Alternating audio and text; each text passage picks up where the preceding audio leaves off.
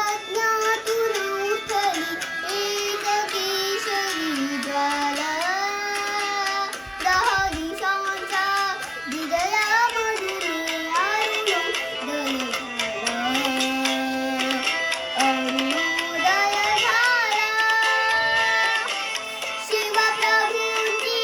नजर फिरे आला उठे मुलुख सारा दिशा दिशा भेदीत धावल्या खळगांच्या धारा हे तुफान स्वातंत्र्याचे